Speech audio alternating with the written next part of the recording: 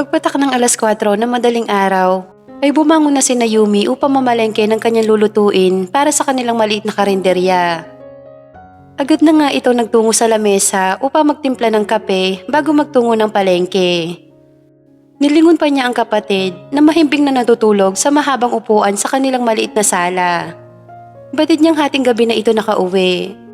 Dahil may part-time job ito at sa umaga ay estudyante ito. Pumasok si Yumi sa silid ng kanyang kapatid upang ikuha ito ng kumot. At nang makakuha nga ay dahan-dahan niya itong kinumutan. Bumalik na siya sa lamesa at tinapura ang pagkakape. May dalang kikislap, gabay patungo sa tamang landas. Unti-unting mararating, kalangitan at bituin. Unti-unting kinabukasan ko'y magniningning. Pagkanta ni Yumi habang nagluluto nga ito.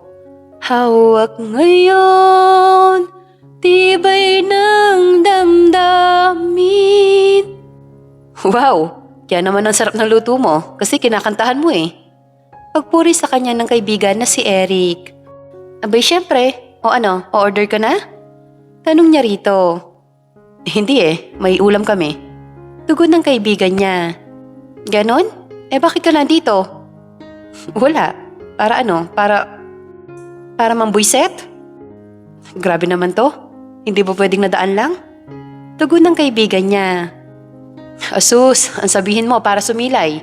Alam ko na yung mga galawan mong yan. Pagsingit ng kanyang pinsan na si Ramon. Huwag ka nga dyan. Hindi no? Bakit naman ako sisilay? Tsaka ikaw, ang dumi ng brain mo. Magkaibigan kami nitong si Bekang.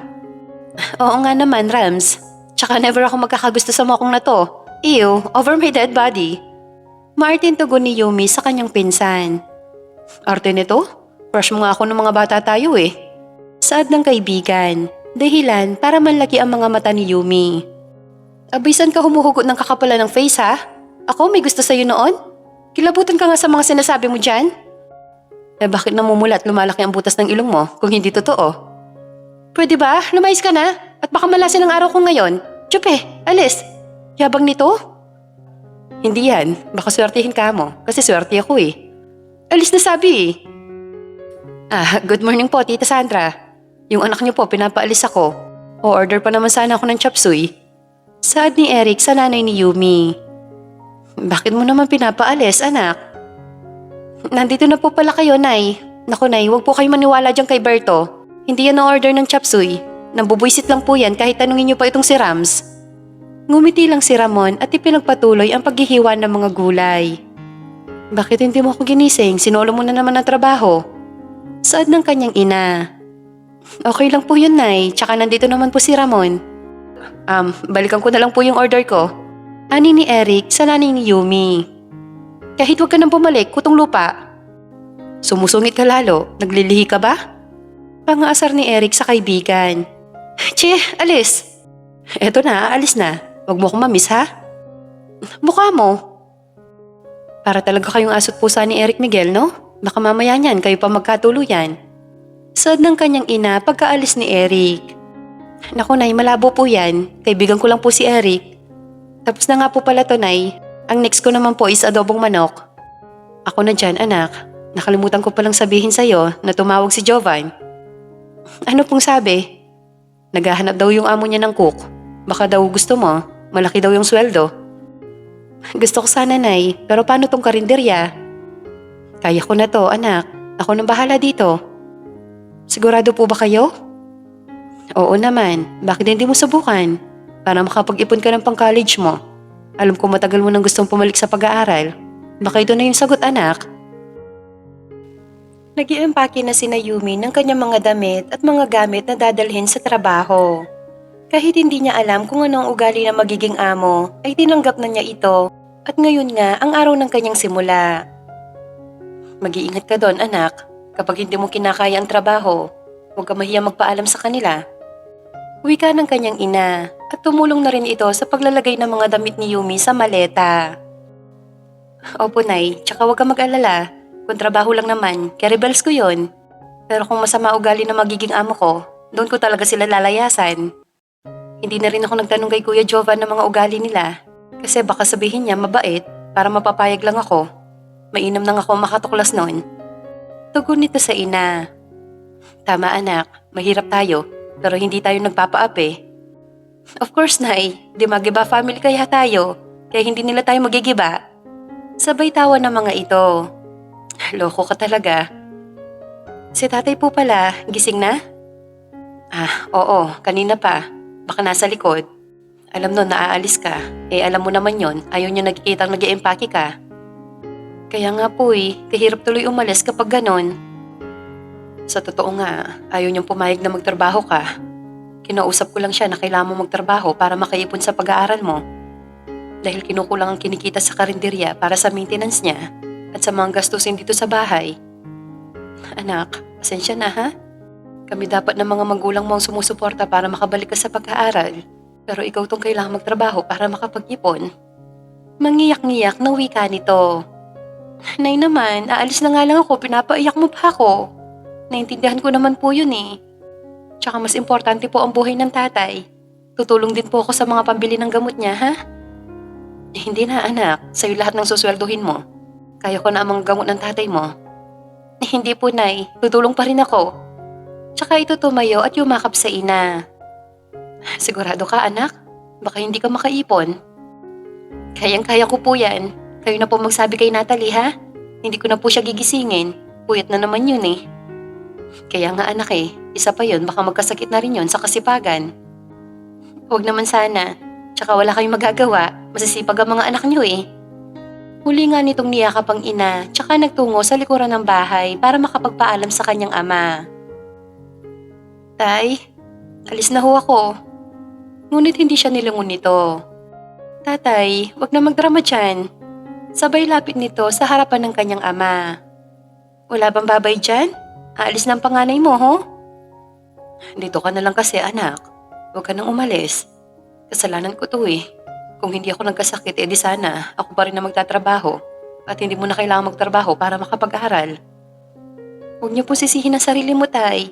Hindi mo naman ginusto na magkasakit Siguro talagang oras na para kami naman na mag-alaga sa inyo.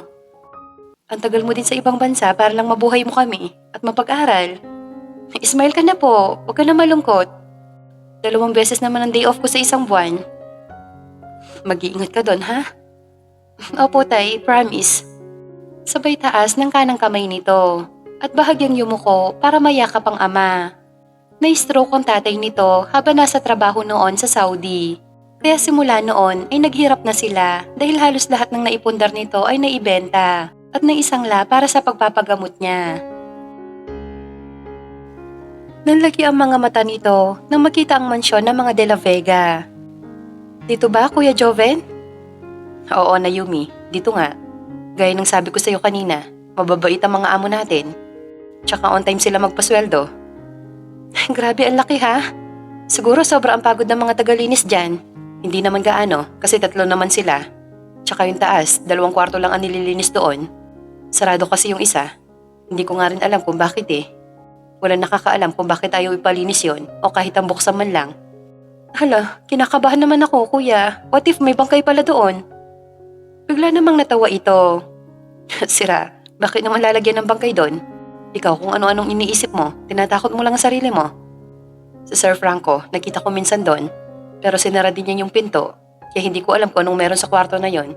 Sige na, bumaba na tayo. Sige. Tinanong muna ni Yumi mula sa labas ang kabuuan ng mansyon. This is it. Ito na ang simula para makapag-ipon, self. Kaya natin to. Laban. Para sa pag-aaral at sa maintenance ni tatay. Tsaka ito nagpakawala ng malalim na buntong hininga. Halika, Yumi. Nasa garden pala si Sir Franco at Diana. Mag-asawa sila? Hindi, mag-ama. Nagtungo nga ang mga ito sa garden at naabutan ng mga ito nakakatapos lang makipag-usap sa cellphone ni Franco. Sir, nandito na po yung inirekomenda ko sa inyong cook. Si Naomi po. Saad ni Jovan sa amo. Ikaw po ba ang mama ko? Tanong ng 5 taong batang babae kay Yumi pagkalapit niya sa mga ito. Napailing ang ama ng bata at nagtagpo pa ang mga mata nila ng dalaga. Hindi. Sabay sulyap muli sa ama ng bata. Ako na ngayon ang bago niyong cook. Tugon nito sa bata. I'm sorry po, akala ko kasi ikaw ang mama ko. Saad nitong muli at kumapit na mahigpit sa braso ng kanyang ama. Nida, pagtawag nito sa isang katulong. Yes sir. Ituro mo sa kanya ang kusina at sabihin sa kanya kung anong hindi dapat iluto dito sa bahay. Opo. Tarantang tugon ni Nida. Halika na sa kusina para makapag-umpisa ka na rin na magluto. Malapit na sila mananghali ang mag-ama. Sumunod nga si Yumi kay Nida patungong kusina habang iginigiyan nito ang paningin sa kabuuan ng mansyon. Madapa ka, diretso lang ang tingin. Saad ni Nida. Sorry, ang ganda kasi ng bahay nila eh. Sila mag-ama lang ba ang nakatira dito? Tsaka bakit ako napagkamalang mama ng bata? Sa bahay na to, bawal ang maingay, bawal ang magtanong.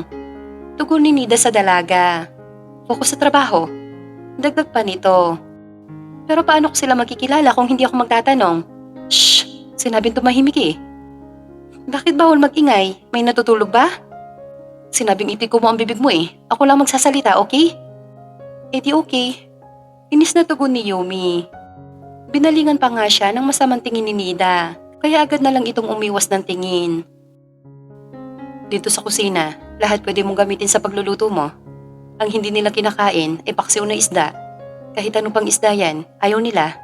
Hindi din sila kumakain ng mga gulay na nasa bahay kubo. Nagulat naman si Yumi sa huling sinabi ng katulong.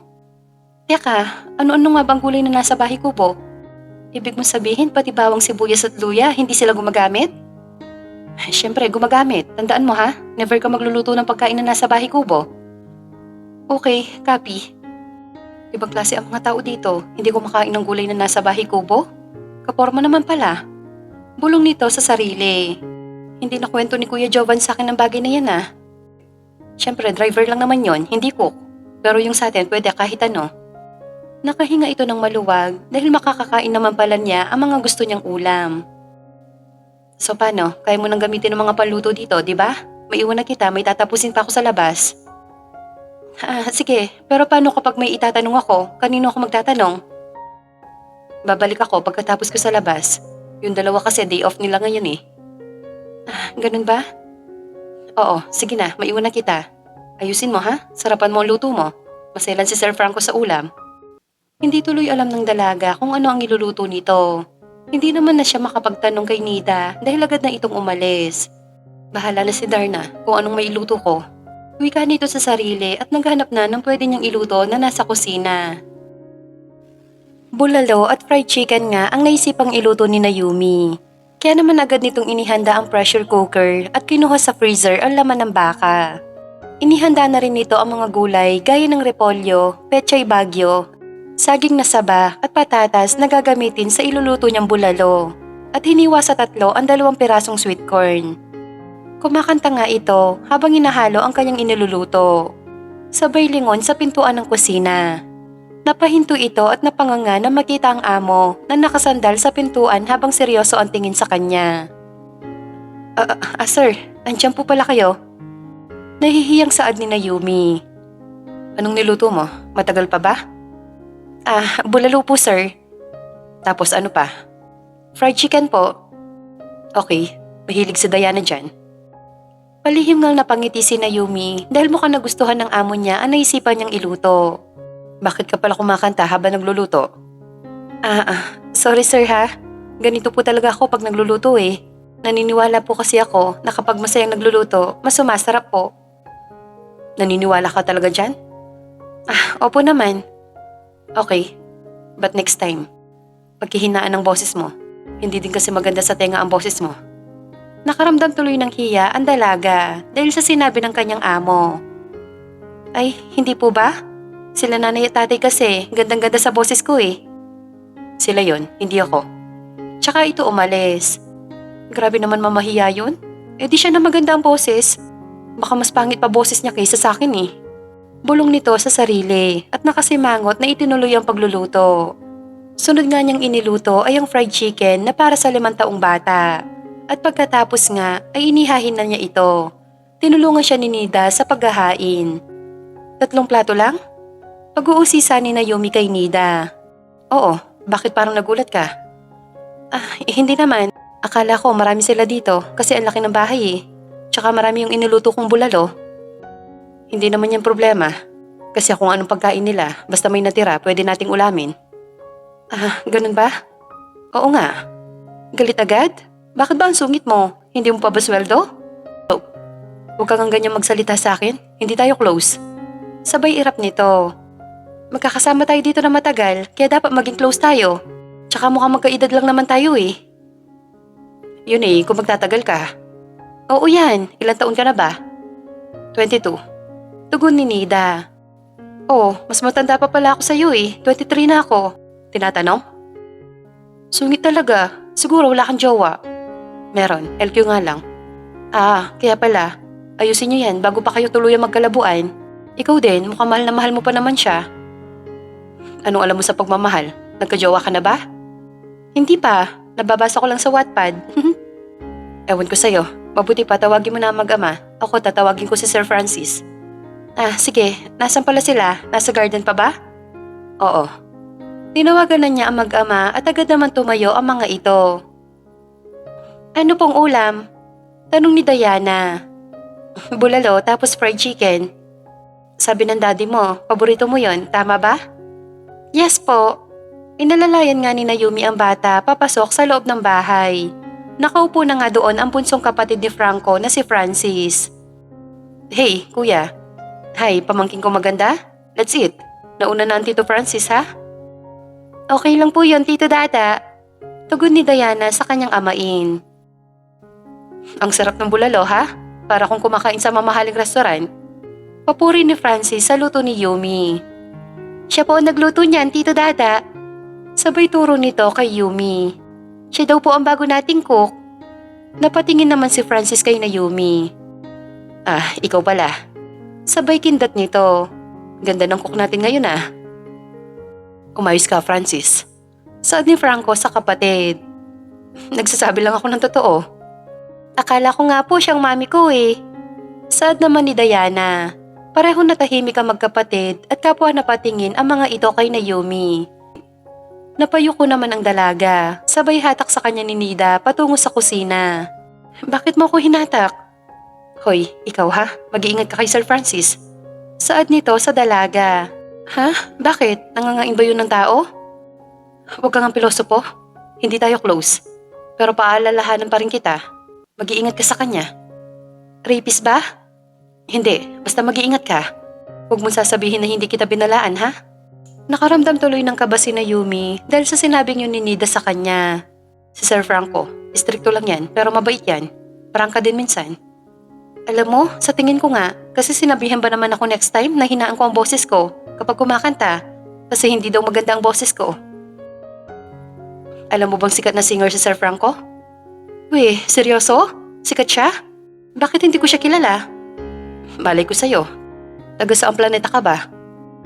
Planetang Jupiter. Gusto mo dalhin kita doon minsan? Atche, bumalik na nga tayo doon. Inis na sambit ni Nida. Saan? Sa Jupiter? Kainis ka, no? Alam mo, ikaw lang gumaganyan sa akin. Close tayo? Open tayo. Pilosopong tugon ni Naomi sa naiinis na si Nida. Bumalik na nga ang mga ito sa kumakain nilang mga amo.